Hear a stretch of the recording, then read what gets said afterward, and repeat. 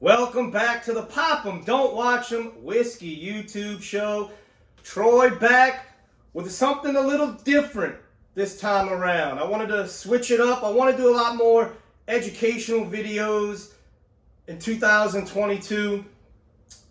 This is something every veteran, rookie, no matter how long you've been drinking whiskey, this is something that always comes up. I see it every day in the Louisiana Bourbon Collective. What is the best glass to use for whiskey? You can see it on the table. There's so many to choose from, but the key is choosing the right glass for the right whiskey at the right time to really get those flavors, those notes. It matters, guys. It matters. Now, I want to preface this video by saying, I'm not here to tell you wrong or right or how to drink your whiskey. However you want to drink it, that's your prerogative. Nothing wrong with it. But just because there's no wrong or rights does not mean there aren't do's and don'ts. And we're going to get into that with each type of glass. I'm just here to educate you guys. The whiskey community is becoming so sensitive. I'm just here to educate you. That's all. I'm going to teach you how to get those notes and why the glass is so important. Everybody always asks, how am I pulling these notes? Well, if you got a glass filled with ice with an 80 proof whiskey, you're not going to get too many notes on it, guys. So I'm going to teach you the do's and don'ts. We're going to go through every type of glass there is. There's probably more on the table. There's probably more than the ones on the table. But we're going to get into which are my favorites, which ones I use. Different types of labels on every glass. Guys, if you're in the Louisiana Bourbon Collective, go to our swag store. You can get hats, shirts, every type of glass. We have our logo on it. They ship. If you're not in LBC, if you're watching this from all over the world, you want to get a piece of our glass or some of our shirts, I'll leave a link in the description. Go check it out. But let's get into the glasses. So let's start with the glass that everybody basically starts drinking whiskey with. That is the rocks glass. So we have two here. You have the regular rocks glass. This is the mash and drum. It's a curved rock glass. It's actually a really nice glass if you want something different. The shape is perfect for an ice ball. I like that glass. If you're doing an old fashioned, if you're doing a mixed drink, if you're doing a cocktail, that's what the rocks glass is for. That is why it's called the rocks glass, to drink whiskey on the rocks. It's sturdy. It's big. I know it's hard for some people. They can't get the ice ball. But guys, if you can, they're not expensive. Go on eBay. Go to your local store. I think even Bed Bath & Beyond has them. Get an ice ball maker. They have them in trays. You can do it the square, the big square, or the ice ball. I see people just taking the ice. Like I said, it's not wrong, but there are do's and don'ts. They just stick in the glass in the ice maker in the refrigerator, and all this ice is in there, and they're just pouring whiskey over it. God, get an ice ball maker. Get the big cube maker and put those in your rocks glass. The reason why those are important is because it doesn't melt as fast. So tones down the heat a little bit, tones down the alcohol, but it keeps the flavors, it keeps that essence, that natural essence of the whiskey without just putting a bunch of water. If you put those, your refrigerator ice, it just melts so fast. You're basically turning it into a watered down, I don't know how y'all drink that, but get an ice ball. That is what this is for. If you're a beginner, look, nobody's going to start drinking whiskey and automatically drink it neat. I didn't. I don't know too many. I don't know anybody that has. Maybe you did. If you did, let me know. Comment, what is your favorite glass? What do you like to use? How do you like to drink your whiskey? But when you're using a rocks glass, big cubes or the ice ball, it melts slower. cocktails, old fashions, rocks glass. That is your go-to glass for that. So, let's say you want to graduate. You want to start drinking your whiskey neat. The best thing to do, start with the low proof stuff, guys. You can't just go straight into a barrel strength 115, 120 proof whiskey.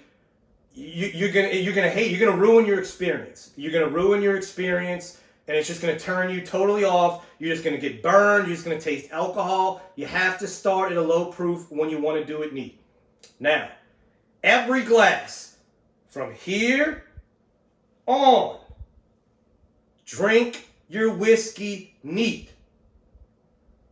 I've seen this, guys. Like I said, there are still do's and don'ts. Any one of these glasses, please stop putting ice in these glasses. That is not what they're made for. If you want ice, use your rocks glasses. These are made to drink whiskey neat. Let's get into them. This is the one that started it all, because this started with scotch. The Copita, it has a stem on it to keep your fingers off the whiskey. I don't know if too many people know this, but it's just like wine. That's why wine has a stem. You don't want your hand touching the whiskey. The heat from your hand heats it up, changes the flavors. Has a stem. This is the #1 scotch glass until something else was introduced, which we'll get into. But the Copita glass, you can use this with rum. You can use this with scotch, especially. When I drink scotch, most times I use the Copita glass for scotch. But this is the OG tasting and nosing glass when you want to drink whiskey neat. When it comes to Kentucky, believe it or not, these are the two most popular glasses on the Kentucky Trail. This is actually called the Kentucky Trail glass. I've really learned to love this glass. It really opens up. You can really get your nose in there, but it opens up wide to where all that alcohol, it has a place to go. So it doesn't burn the nostrils. It'll really allow you, especially if you're a rookie, to get in there, slowly get those notes on the nose. This is the Lincoln Henderson glass. I got this at the Angel's Envy Distillery. This was his glass. He made this glass. He loved this glass. This was the only glass he got, so of course I had to buy it because that's the only place I've seen this type of glass. It's a version of the Kentucky Trail, but the top, it curves in a little bit, where this one just stays the bowl. Some people call it the fish bowl. It's just like a fish bowl. My favorite glass. This is my favorite go-to glass, the Spey Taster. So basically it is a little mini Glencairn put on a stem to keep your hands once again away from it. But to me, this is the Copita, but it was made better. It's made better. It's got the stem, keeps your fingers off the whiskey. Get in there, get your notes. When you're nosing your whiskey, what I like to do is think about what that scent means to you. Does it take you back to a place in time? Does it remind you of a food your grandma used to cook? Things like that matter. That's how you pick these notes up. Because when you smell, it triggers things in your brain. And then you put them together. It takes time. It's not an overnight thing. Some people can get it overnight. I drank wine. I was a big wine drinker. Heavy notes, chocolate, berries. So when I got into whiskey, it was not that big of a turnaround. It was actually pretty easy for me to start picking up notes right from the beginning because I came from wine. But if you're just getting into whiskey, get those notes. Sit there by yourself, quiet. Think about what you're smelling. What does it trigger in your brain? That's how you really start picking up notes, and you'll be amazed. Start with your vanillas. Start with your caramels. You can get tasting and nosing kits to kind of teach you what is that smell. You'll start. This is the Kenzie. So it's kind of a Kenzie. It's a taster. It's basically a Spey Taster without the stem. I like these when we're doing barrel picks. It's perfect. It's a perfect size to give you a little bit of a pour without the stem, quick and easy. Now, this is another one. This was introduced a few years ago, and it was big, but I think a lot of people do exactly what I did, okay? This is the famed Norland glass. As you can see, it's double-walled. It's double-walled, so your hands can be on it, but it's never going to touch the whiskey. It has a big bowl in it. A beautiful glass. It's a beautiful glass. It's very fragile. Very fragile. It will crack easy. You can't even use super hot water with this. It will crack. It's a beautiful glass. If you really want to get into high-proof whiskey, neat, highly recommend this glass. It is expensive, but I highly recommend this glass. Here's why. I can't explain the science, but the way they designed it, it really kills that alcohol. I was skeptical, but I'm telling you, it is crazy. I don't know how it does it, but it really kills that alcohol burn when you're smelling, when you're tasting. But here's the drawback, and I found it out really quick. Not only does it kill the alcohol, but it does kill some of those flavors, some of those notes that are coming off the nose. It kind of mutes it. And when I would go back to another glass, that's when I really found out. I was like, okay, this is a great glass for beginners because it really kills that alcohol, allow you to get some of those scents in, to teach yourself how to pick up those notes. Highly recommended for that. But now, the king of whiskey glasses, the Glencairn. This is the glass, guys. The Glencairn whiskey glass. Give you a little history on it. So this was introduced in 2001 by the Glencairn Crystal Studio by Raymond Davidson. He worked with master blenders of scotch to perfect it. So when they were doing the Copita, he wanted a different glass. He wanted to really perfect a new glass that could really get those noses and those scents coming off the nose and the palate. So this is what the original, like I said, this was the OG. This is what he came up with. And it has totally changed the whiskey industry. So they wanted to perfect it to where it was perfect for a 35 milliliter pour, which is a little over 1 ounce, which 2 ounces, that's what you're usually going to get.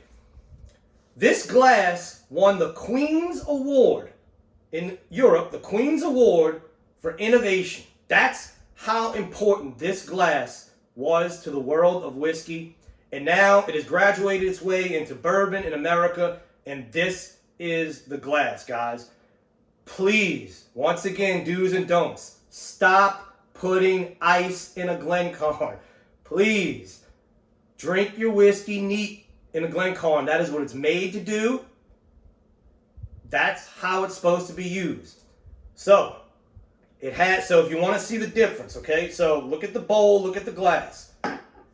The wide bowl, that's so you can really look at the whiskey. Take a look at the color. Whiskey's a beautiful thing. It's a beautiful liquid to look at. That golden, brown, amber color, and some scotches that are natural color with that. There's some of them almost clear, almost a champagne color. That's to really admire the whiskey in the glass. Then tapers up. That's to focus on the aromas. That allows those aromas to get in and really concentrate right there on the nose. And then the heavy base. This is solid. The base is solid. That way you can hold it. You can get a good grip without your fingers touching the glass. And that is why, for the most part, I like the Spey Taster, because you can put your fingers on the stem without ever touching it. And it's basically, if you look at it, it's basically a smaller Glen on a stem. But the Glencairn, that is a little history of the Glencairn and the glass that has changed whiskey forever. So, guys, I hope you learned something new here today. Like I said, I'm not being pretentious. I'm not telling you how to drink your whiskey. I'm just educating you. Rocks glasses are for ice. Copita, Kentucky Trail, Spey Taster, the Norland. Do not put ice in Norland glass. You will break it easy. And then the king, the Glencairn. That is how you drink your whiskey neat, and you really learn how to pick those notes up. If you have any questions, guys, comment below. Also, comment, what is your favorite glass? How did you learn to graduate from rocks glass? Do you like the Copita? Do you like the spade glass? Let me know. But until the next review glass, hey, it doesn't matter which glass you want to use. There's only one thing you got to do before you do it. Pop! Don't watch.